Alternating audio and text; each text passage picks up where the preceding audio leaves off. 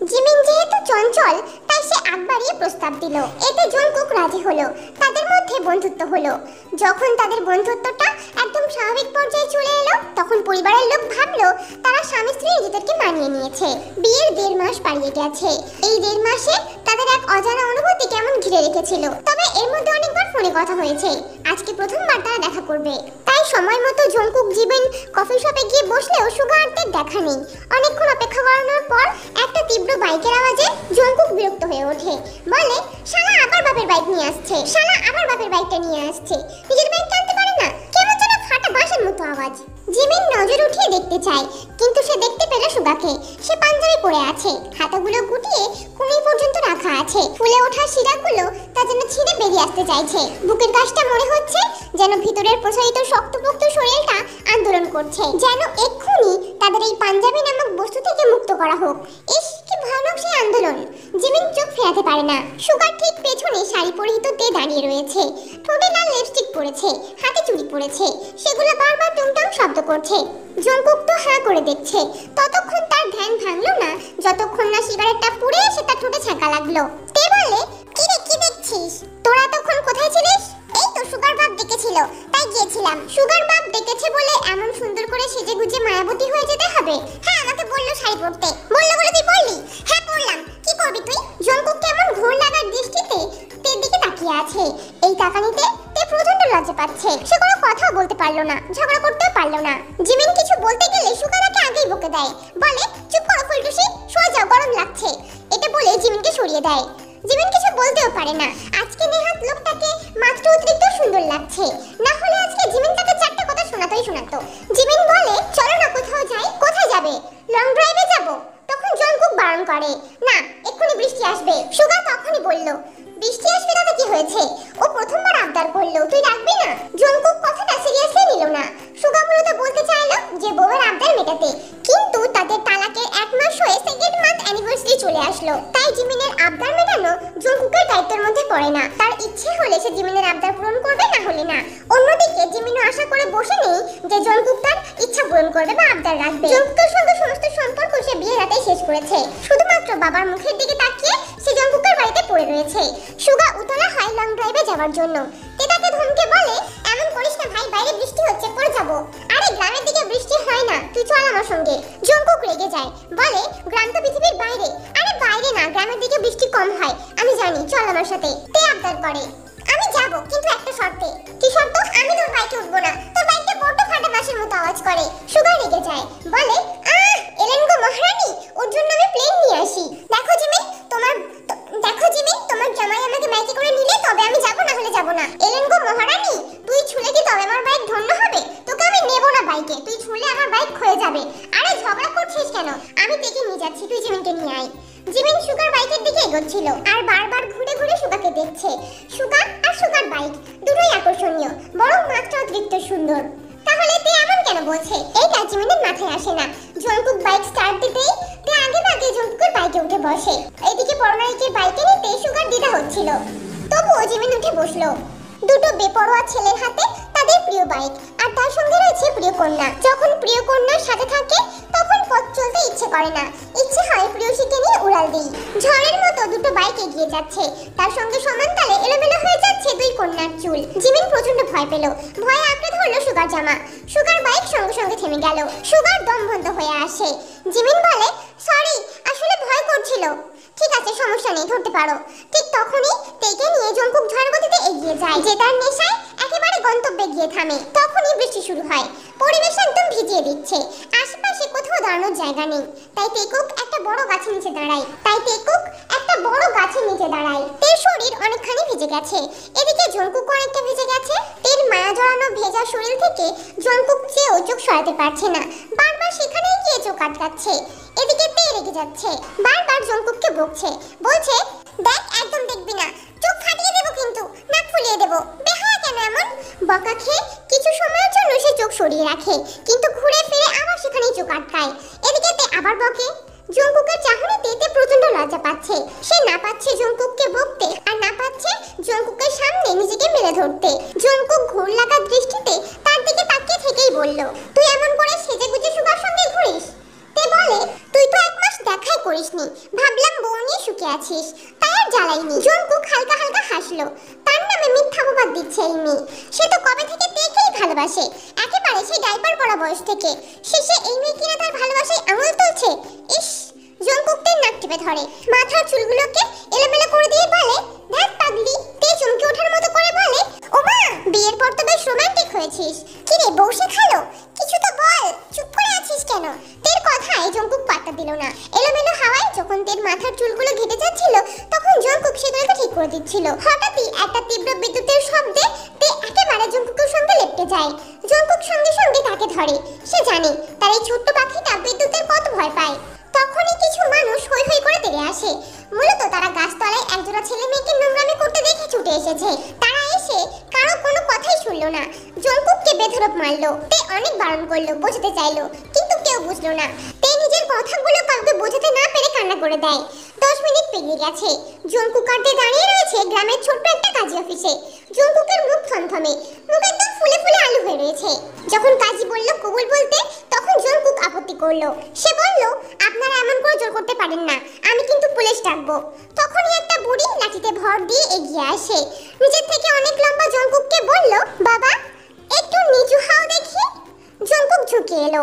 তখনই একটা থাপ্পড় পড়লো জঙ্কুকের গালে। তে কান্না নিয়েও ফিক করে হেসে দেয়। জঙ্কুকের মুখ পুরো হা হয়ে যায়। তাকে এত আদর করে ডেকে নিয়ে গিয়ে শেষমেশ থাপ্পড়, এত বড় অপমান। তেকে দেখে মনে হচ্ছে সে বাড়ি ফিরে গোটা পাড়াকে বলে দেবে জঙ্কুক থাপ্পড় খেয়েছে। প্রচন্ড রাগ হলো তার। মুখটা থমথম করে কবুল বলল।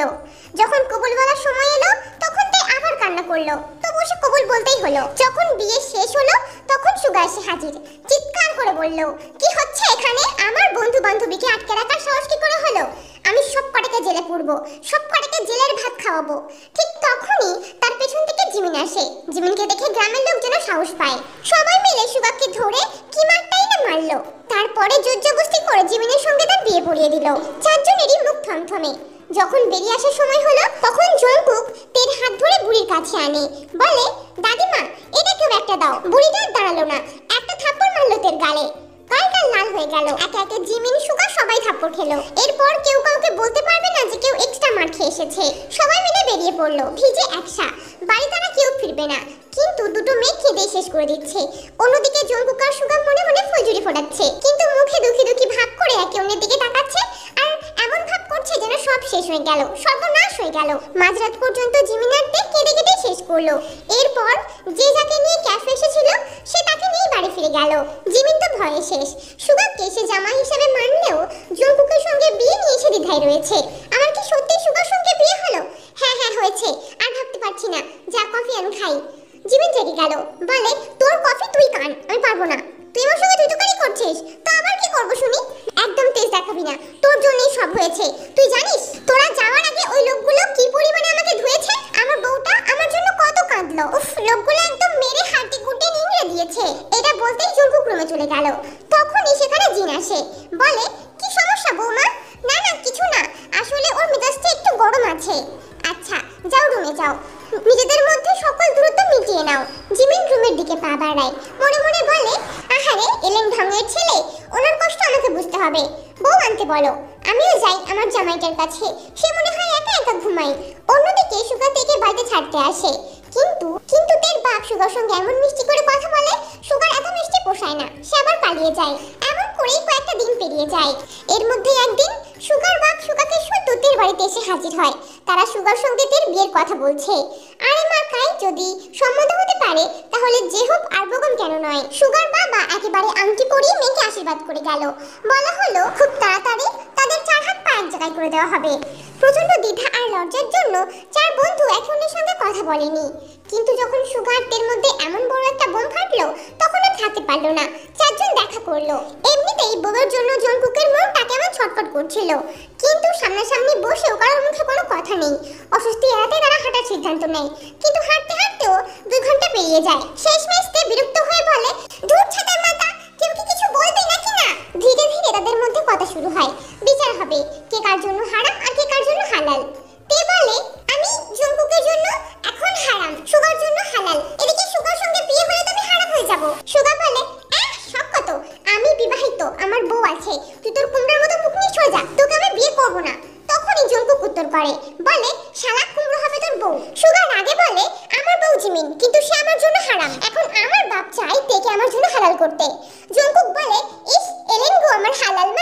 আমি জিমিনকে সেই ছোট ভাই তালাক দিয়ে দিয়েছি, তোর বউকে তুই নিয়ে যা। জিমিন বলে ওঠে, কাবিননামা পাইনি তো, কাবিননামায় সেখান থেকেও নিয়ে আসিনি, এখানে আমরা হালাল, এখানে আমরা হালাল, তুমি আমার জন্য হারাম। না, তুমি আমার জন্য হালাল। সুগা, আমরা কি হারাম? জঙ্কুক, আমরাও হারাম, সবাই হারাম। সুগা জিমিনের হাত চেপে ধরে, বলে, আগে একটু শান্ত হও, একটা কথা বলি শোনো, আমি তোমাকে ভালোবাসি, অনেক দিন থেকে অনেক ভালোবাসি। এটা শুনে জিমিন প্রচন্ড প্যানিক করে, কি করবে ঠিক করতে না পেরে সুগার গায়ে থাপড় বসিয়ে দেয়। থাপড় খেয়ে সুগার রিঅ্যাকশন ছিল কিছুটা এমন, আল্লাহ তোর একটুখানি হাত, কিন্তু মারলি এত জোরে, আহা গো কি খাস বউ। জিমিন অনুতপ্ত হলো, হারাম হালাল হিসেব গুলিয়ে যাচ্ছে, সেখানে এমন প্রেম প্রস্তাব, সে প্রচন্ড ভয় পেয়ে গিয়েছিল। কিন্তু সুগা তার জামাই হয়, জামাইয়ের গায়ে হাত তুললে বুঝি আল্লাহ তো আর গয়না দেবে না, গোনাই দেবে। ক্ষমা করে দাও, ক্ষমা করে দাও, ইচ্ছে করে মারিনি। আচ্ছা ক্ষমা করলাম, কিন্তু আর মারবি না, খুব লাগে। কিন্তু জঙ্কুক কোথায় গেল? জঙ্কুককে খুঁজতেই দেখা গেল সে তার পায়ের সামনে লম্বা হয়ে পড়ে আছে আর কাঁদছে। আল্লাহ তোর ভালো করবে, আমাকে মেনে নে বলছি, বিশ্বাস কর, আমি তোকে সেই কবে থেকে ভালোবাসি, ছোট থেকে ভালোবাসি রে, এমন করে ফিরিয়ে দিস না আমাকে। কিছুক্ষণের মধ্যে সমস্ত হিসেব মিলে গেল, তারা প্রেম প্রস্তাবও গ্রহণ করেছে। সব যখন মিটে গেল তখন জঙ্কুক আর জিমিন বাড়ি ফিরে আসে। এক্ষুনি বাড়ির লোককে জানানো ঠিক হবে না, কিন্তু তারা বাড়ি এসে দেখে তাদের বাকি কাজিনরা মিলে জঙ্কুক আর জিমিনের জন্য বাসর সাজিয়েছে। অন্যদিকে আজ রাতেই ছেলেমেয়ের বিয়ে দিয়ে বিদেশ যাবে ঠিক করেছেন জেহব। আজকে সুগার বাপ আর তের বাপ এমন ভাবে খেপেছে যে আজকে তারা সুগার তের বিয়ে দিয়ে তবেই দম নেবে। সুগা হাতে পায়ে ধরে বারণ করে, কিন্তু তার বারণ কেউ শোনে না। বাপরা ঠিক করেছে তারা আজকে 4 হাত পা এক করবে, মানে 4 হাত পা এক করবেই। শেষমেশ সুগা পালিয়ে যায়। অন্যদিকে জঙ্কুকের এক অবস্থা, তারা দুজনে পালিয়ে বাঁচে। এমন ভাবেই দিন কাটছিল। 4 জন আসে, দেখা করে, নিজেদের বউয়ের সঙ্গে গল্প করে, ইচ্ছে হলে আদর করে, কিন্তু কারো সাহস নেই ওই জাল্লাদ বাপগুলোর সামনে নিজেদের বউকে নিয়ে গিয়ে দাঁড় করাতে। হায়রে, এমন জুতো মারবে তারা জীবনে বিয়ের স্বাদ ভুলে যাবে। তের বাপ তো আবার তের জন্য একটা ডান্ডা কেটে রেখেছে, ওই ডান্ডার বাড়ি জঙ্কুক এক ঘা খেলে সেখানেই অজ্ঞান হয়ে যাবে। একদিন তে জঙ্কুকের জন্য রান্না করে আনে। জঙ্কুক খাবারগুলো খাচ্ছিল, তখন তে বলে, আমাকে তোর বাবার সঙ্গে দেখা করাবি না? না রে, ভয় করে, আমি তোকে খাবার খাওয়াচ্ছি, তাও তোর সাহস হয় না? দেখ, তুই চাইলে আমার পেটটা কেটে খাবারগুলো বার করে নে, কিন্তু আমি যাব না, ভয় করে। ধ্যাৎ, ভিতর ডিম কোথাকার। আচ্ছা, তোর যখন এতই সাহস, তুই তোর বাপের কাছে আমাকে নিয়ে চল না। না না বাবা, একদম না, বুড়ো খেপে গেলে তোকেও মারবে, তার সঙ্গে আমাকেও মারবে। তুই তো ছেলে, তুই আমাকে নিয়ে যাবি। ছেলে বলে কি লাগ নাকি? মারলে আমাদের লাগে না?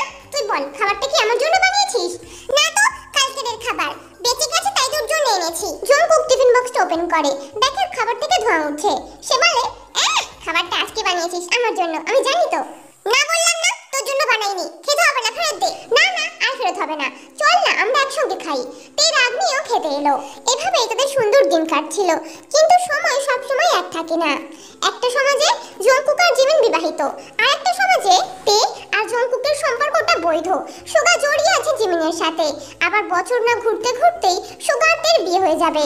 যেভাবে তাদের একে অন্যের জন্য প্রেম বাড়ছিল, ঠিক সমানভাবে তাদের সমস্যাগুলো বেড়ে উঠছিল। এভাবেই একটা বছর পেরিয়েছে। এই একটা বছর এই অদ্ভুত সম্পর্কটাকে তারা বয়ে নিয়ে বেরিয়েছে। কিন্তু সমাজের উঠেছে জঙ্কুকের পরকীয়ার কথা। সমাজের চোখে এই পরকীয়া থেকে জিমিনও পিছিয়ে নেই, এ কথা জিনের কানে আসে। সে এক প্রকার জিমিনকে জোর করে একটা বাচ্চার জন্য। জিমিন জিনের কথাটা এড়িয়ে যায়, কিন্তু এতে জিন প্রচন্ড রেগে যায়। সে জিমিনকে যা তা কথা শোনায়। সে বলে, জিমিনের চরিত্র ঠিক নেই, না হলে সে কেন তার স্বামীকে আঁচলে মারতে পারছে না? তার স্বামী কেন পরকীয়া করবে? জিমিনকে প্রচন্ড প্রেশার দেওয়া হয়। বাচ্চা মেয়েটা প্রেশার নিতে না পেরে তাদের সম্পর্কের কথা বলে দেয়। এতে সমস্যা বাড়ে বই কমে না। একটা ছোট্ট হাওয়া মুহূর্তেই ঝড়ের রূপ নিল। ঘরবন্দি হলো জিমিন আর তে।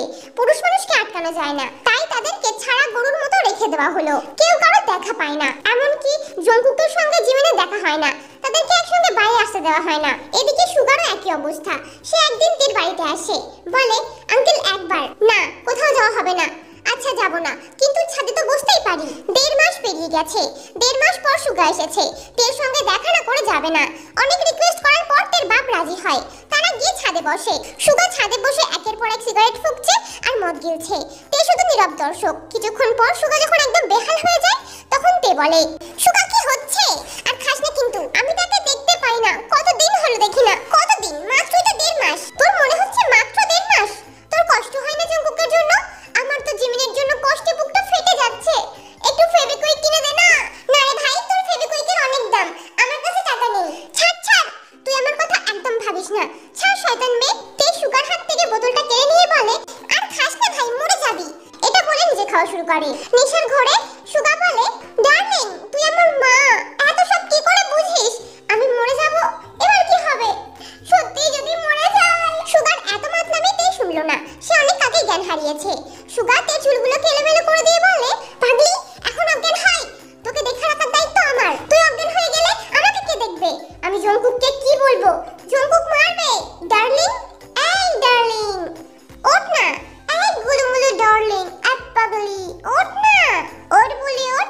এখানে শুয়ে শুয়ে স্বপ্ন দেখবি? চল তোকে রুমে দিয়ে আসি। সুগাকে কোলে নিয়ে হাঁটা শুরু করে, কিন্তু টাল খেয়ে নিজেই ছাদের মাঝখানে পড়ে যায়। সে একেবারে তার উপরে পড়ে। ঠিক তখনই পায়ে পেয়ে জঙ্কুক উপরে আসে। তাদের দেখে ভুল ভাবে, ভাবাটাই স্বাভাবিক। তে আর সুগার বিয়ে ঠিক হয়ে গেছে। তার থেকে বড় কথা, তারা এতদিন দূরে রয়েছে। প্রথমে দুজনকেই ভুল ভেবেছিল। যখন দেখলো তে অজ্ঞান হয়ে রয়েছে, তখন সব দোষ এলো সুগার ঘাড়ে। কিন্তু সুগা জঙ্কুককে দেখে তের মাথায় চুমু দেয়, বলে, ডার্লিং তোর জামাই এসে গেছে, এবার তোকে নিয়ে যাবে। দোল দোল দুলানি, রাঙা মাথায় চিরনি। ছড়া শেষ করার আগেই জঙ্কুক সুগার মুখে পাঞ্চ করে। সুগা ছড়ার বাকিটা বলে, জঙ্কুক এলো এক্ষুনি, ঘুষি মারলো তক্ষুনি, নাক ফেটে গেল এক্ষুনি, তে একবার জঙ্কুক বলে দেবো তক্ষুনি। এদিকে জঙ্কুক সুগার কথাটা বুঝলো না, উল্টে তার উপর চড়াও হলো। সুগার কলার টেনে ধরে বলল, তুই ওকে ছুঁলি কিভাবে? তুইও সুযোগ নিচ্ছিস? তোকে আমি শেষ করে ফেলবো কিন্তু। আরো কয়েকটা পাঞ্চ করতেই সুগার নেশা কেটে গেল। সে বুঝলো জঙ্কুক তার উপর কিসের অ্যালিগেশন দিচ্ছে। তার প্রচন্ড খারাপ লাগলো, কষ্ট হলো। জঙ্কুক তুই আমাকে এসব কথা বলছিস? হ্যাঁ বলছি, কারণ আমি দেখেছি তুই আমার থেকে সুযোগ নিয়েছিস। তুই যা ভাবছিস ভুল ভাবছিস। না, আমি ভুল ভাবিনি, আমি ঠিক ভাবছি। তুই আমার স্ত্রীর সুযোগ নিয়েছিস। ও আমার স্ত্রী? তুই ওর কে? তুই আমাকে এসব বলতে পারছিস? আমি তোর বন্ধু। আরে রাখ তোর বন্ধুত্ব, দেখে নিয়েছি কত বন্ধু। তুই আমার কলিজায় হাত দিয়েছিস। আমি তোর জিমিনের কি অবস্থা করি দেখ। দেখ, জিমিনের কিচ্ছু করবি না। জিমিনের কিছু হলে আমি তোকে শেষ করে ফেলবো। জিমিনের যা করার তো আমি করব। আমিও দেখি তুই আমার কি করতে পারিস। এটা বলে সে তাকে কোলে নেয়। সুগা তার সঙ্গে সঙ্গে আসে, বলে, তুই কি চাস? তুই আমার জিমিনের কিছু করবি না। তুই চলে যা, আমার আর তোর জীবন থেকে অনেক দূরে চলে যা, একদম আসবি না। সুগা থমকে দাঁড়িয়ে যায়। এতদিনের বন্ধুত্বে এমন একটা কথা শুনতে কলিজা ছিঁড়ে যায়। সে ভাবে চলে যাবে, সে অনেক দূরে চলে যাবে, এত দূরে যাবে যে কেউ তাকে ফিরিয়ে আনতে পারবে না। সে শুধু একটা কথাই বলে, জঙ্কুক আমি সত্যি চলে যাব। হ্যাঁ চলে যাবি, আর একদম ফিরে আসবি না। তের বাড়ি থেকে সুগা বেরিয়ে আসে। জঙ্কুক জানে না সে কোথায় যাচ্ছে বা কতটা দূরে যাচ্ছে। সে এটাও বুঝতে পারলো না তার কথাগুলো সুগাকে কতটা কষ্ট দিয়েছে। এদিকে তের বাপ তেকে জঙ্কুকের কোলে দেখে খেপে যায়। সে আরিমকে জানিয়ে দেয়। এরপর যখন রাত্রেবেলা জঙ্কুক বাড়ি ফেরে, আরিম প্রশ্ন করে, কোথায় ছিলে? তের কাছে। কেন? আমার বউয়ের কাছে আমি যাব। এই কথা বলার জন্য জঙ্কুকের গায়ে থাপ্পড় পড়ে যায়। বেয়াদব হয়েছো না? যা করেছো তা কম নাই, আরো করবে এখনো মন ভরেনি? শোনো, তুমি ওই মেয়ের কাছে একদম যাবে না। আর না আমি সুগাকে জিমিনের আশেপাশে আসতে দেব। দরকার পড়লে আমি সুগাকে তালাক দিয়ে জিমিনকে আবার তোমার সঙ্গে বিয়ে দেব। যদি 100 বার দরকার পড়ে আমি জিমিনের সঙ্গে তোমাকে 100 বার বিয়ে দেব। কিন্তু তাও জিমিন শুধুমাত্র তোমারই বউ হবে। দরকার পড়লে কাজের সঙ্গে আমি নিজে কথা বলবো। জঙ্কুক শুনলো না, বেরিয়ে গেল। সে মরে যাবে কিন্তু তাও তেকে ছাড়া কাউকে বিয়ে করবে না। আর জিমিন, সে কি পারবে? জিমিনও সবটা শুনেছে আড়াল থেকে। এতদিনে সে আরিমকে যা দেখেছে তাতে এতটুকু বুঝেছে আরিম যা বলে তাই করে। তাই সেও রুমে ফিরে যায়। যেমন ভাবে ধীরে ধীরে সুগার জন্য ভালোবাসা জন্মেছিল, তেমন ভাবে ধীরে ধীরে নিজেকে শেষ করতে চায়। তাই হাতে শিরাটা ফেলে। অন্যদিকে তের বাবা তেকে বিয়ের জন্য জোর করলে তে বারণ করে। এতে তার বাবা রেগে যায়, বলে, দিন দিন তোমার আসপর্দা বেড়ে যাচ্ছে। আমার মান সম্মান নিয়ে খেলা করো। এমন মেয়ে থাকার থেকে না থাকাই ভালো। তুমি মরে যাও, মরে গেলে ভালো হবে আমার। আর বেঁচে থাকলে আমি তোমাকে সুগার সঙ্গে বিয়ে দেব। কথাটা ভালো করে মাথায় ঢুকিয়ে নাও। জঙ্কুকের বিরহ কষ্ট একেতে সহ্য হচ্ছিল না। আবার বাবার এমন কথায় সে একদম ভেঙে পড়ে। তাই একটা নতুন ওড়না বের করে আর নিজেকে পাখার সঙ্গে ঝুলিয়ে দেয়। অন্যদিকে জঙ্কুক তার পছন্দের বাইকটা নিয়ে ঝড়ের গতিতে এগিয়ে যাচ্ছিল। ঠিক তখনই তার পাশে আরেকটা বাইক আসে। বাইক থেকে সুগা বলে, কে কোথায় যাচ্ছিস? মরতে। কেন? তুই কেন মরবি? মরবো তো আমি। তুই বাড়ি ফিরে যা। কেন? তুই একা মরবি? আমিও মরবো। তুই বাড়ি যা। আচ্ছা চল একটা খেলা হোক, যে জিতবে সে মরবে আর যে হারবে সে মরতে পারবে না। ওকে ডান। ডান করার সঙ্গে সঙ্গে শুরু হয় হাওয়ার সঙ্গে খেলা। কেউ কারো থেকে কম যায় না, একদম পাশে পাশে। কিন্তু হঠাৎ করেই তাদের সামনে একটা ট্রাক চলে আসে। তবে তারা নিজেরা কেউ সরে না, বরং জেতার নেশায় আরো জোরে ছুটে গেল সেই ট্রাকটার দিকে। আর অবশেষে দুজনেই জিতে গেল। হয়তো এখানেই সব শেষ, হয়তো সব প্রেম পূর্ণতা পায় না, হয়তো সব গল্পের সমাপ্তি আসল সমাপ্তিও হয় না। কিছু কিছু গল্প অপূর্ণ রয়ে যায়। তারা ভেবেছিল তাদের গল্পটাও এমন হবে, প্রাপ্তির খাতা শূন্য নিয়ে তারা পৃথিবী ছাড়বে। কিন্তু